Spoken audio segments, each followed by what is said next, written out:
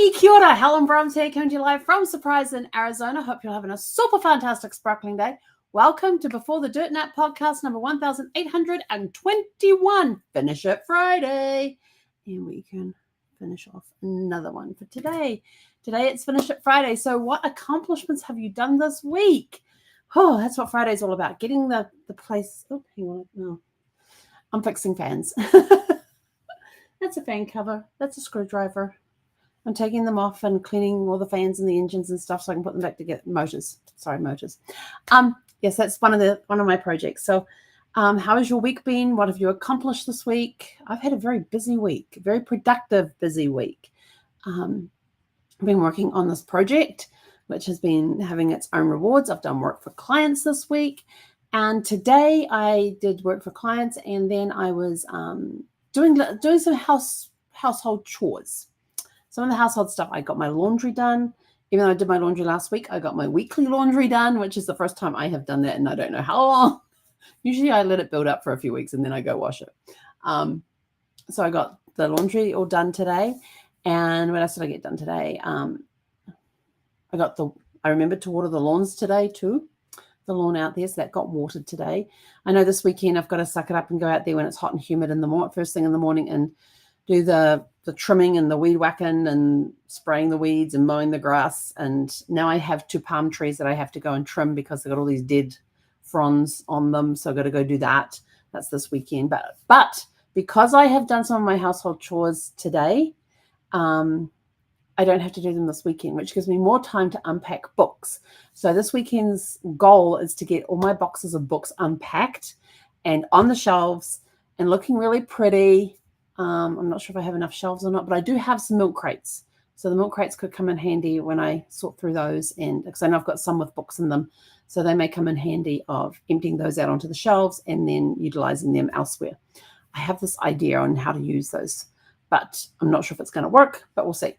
And then once I get the books undone, then I can start on unpacking office supplies into the filing cabinets that I have here.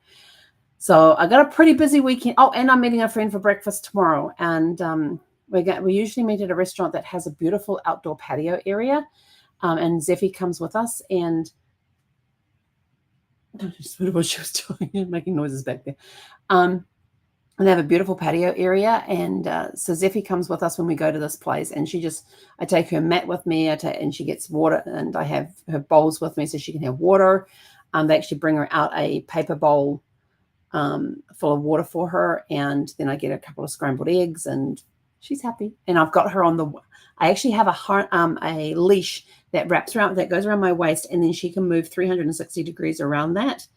But when she's on that, she's not wanting to go and visit others as often or visit other tables or things like that. She's quite content to stay where she is and eat her eggs and drink her water and stuff like that.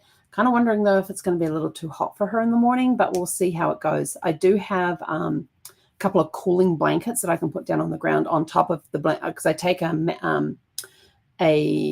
mat for her to lay on, but I've also got cooling blankets, and she actually has one of them on her chair there right now. I was trying it out today to see what she thought of it, and yeah, she's been on the chair a little more than off it.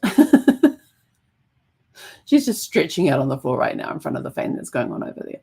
And I'm cleaning my fans because I need to put one in the bedroom at night because it still gets a little too warm in there. And I either have to crank up the AC or put a fan in there to help move the air around, because it does have a ceiling fan in there, but the speed on the ceiling fan is going at its fastest, and it ain't that fast. Because I even got up there one day and I pulled the chain to get the fan spinning, and went, okay, that doesn't look very quick. Pulled it again and it slowed down. I'm like, don't tell me that was the fastest speed. The fastest speed is like the medium speed on all the other fans in all the other rooms. And this one has a cathedral ceiling. It has a 20-foot ceiling in it in the bedroom. So it's hanging down that 20-foot ceiling. And yeah, there's not a lot of air movement on that fan, even though it's almost over the bed. So I figured if I put another fan in there, that would direct the air straight onto the bed, even though the ceiling fan may disrupt it. It may not. I don't know. We'll see. So I went and pulled them out of the garage, and I looked and went, yeah, they need a clean. So that's my project right now, is dismantling the fans and cleaning the blades off, cleaning the engines out, the motors, just de-dusting them, and then I'll put them all back together again and get them working. But yeah, so I've got a lot accomplished this week. I'm very, very happy with what I've got accomplished this week. So it's been a great week. I've been back into my gratitude journal again, which I hadn't done for a little bit. And it's always good to give gratitude in all situations. Find something to be grateful for. Even when we went through Brad's cancer, and even his passing and everything, I was grateful every single day. And I used his passing to be able to give gratitude for him, for his life, for being in my life, gratitude for his love, gratitude that he had accomplished what his mission was here on earth during his, we're spiritual beings having a human experience. I think that's how it's described. But I was just grateful for his life and the part that he played in my life. I miss him like crazy. We're coming up on 7 years. Can you believe it's going to be 7 years this year? Unreal. But get this, going through all of the stuff there, I came across the order of service for a funeral for a guy I used to work with back when I was with Marriott in the training department there. And he passed in 2010. And he only passed, we moved out to California in June, and he passed that September. And I was looking at the program, and I looked at the date and went, his death date was the 24th of September 2010. Brad was the 24th of September 2017. And I was like, jeepers. I didn't actually realize it was September that my workmate had passed. And it wasn't until I saw at the time, yes, I did not make that connection until I found his order of service. And I was just like, I don't know if I can handle this, because he was kind of like my work husband. People said we sounded like we were an old married couple. But he was such a sweetheart, had such a huge heart for everybody. And it was a very sad day when he left this earth. But grateful for the contribution for the roles that he played in my life, and for the things that I learned from him. I learned a lot from him. He was such an amazing individual. And then 7 years later to the day, Brad left this earth. So I had two amazing men pass on the same day that played critical roles in my life. I mean, you work with somebody for 6 years. He was my work partner for 6 years, and we had a great relationship, working relationship and stuff. And I learned a lot from him. And so, yes, and I learned a lot from Brad too. So now I've got the 24th. It's going to be a double whammy on the 24th for not realizing that two amazing people have passed on the same day. So anyway, what are we talking? We're talking about Finish It Friday. So, and I was reminded about Finish It Friday this last night when I was on my mastermind and with my mastermind group on our coaching call last night, because we were talking about that and how we used to do Finish It Fridays. And I thought, I really miss those. And when we were living in LA, we would have Finish It Friday, and we'd meet up at a sushi place, I think it was, a sushi place on Fridays, and we would talk about our accomplishments that week. We'd just hang out together. Everybody would finish their stuff for the week. It was just a real good way to get together. And then later on, they moved it to from where it was at a sushi restaurant to down into a bar that offered food as well. So if you wanted food, you could have food at this bar. And we continued it at a different location as well. But I missed those, and I'm like thinking, how can I start up a Finish It Friday here? Maybe because I'd really love to get back into the Finish It Fridays, because it's a really good way just to celebrate your accomplishments for the week. I can come here and talk with you guys about it. I could go do it live in person with somewhere. So I'm going to work on that one. I'm going to work on getting out and inviting people to come to a Finish It Friday. And everybody pays their own way, and we just get together and just hang out. So I might look at doing that. Yeah.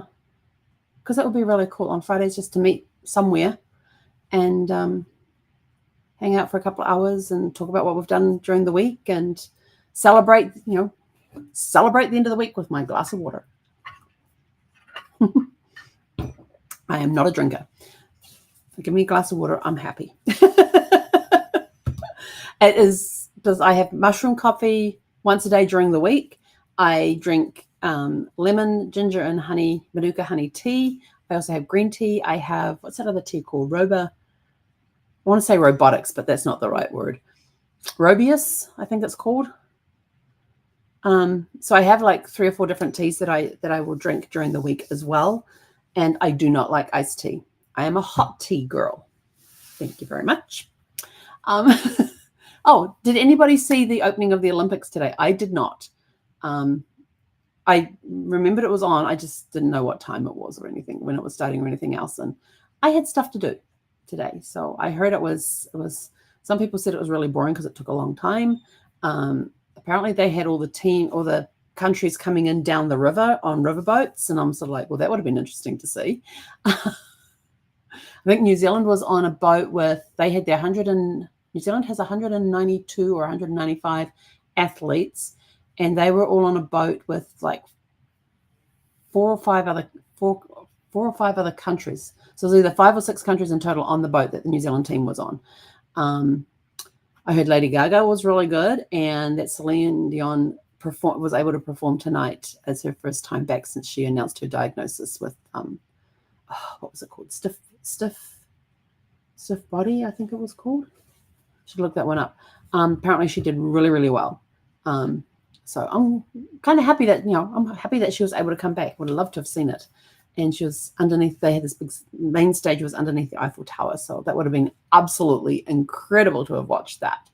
But my understanding is, from all the stuff I've been reading over the last few months, is that the events are all going to take place in and around Paris, and they're going to have, there's going to be famous landmarks involved with them in some way or another, as a backdrop, as going past them, if they're doing like marathons or the road cycling, that sort of stuff.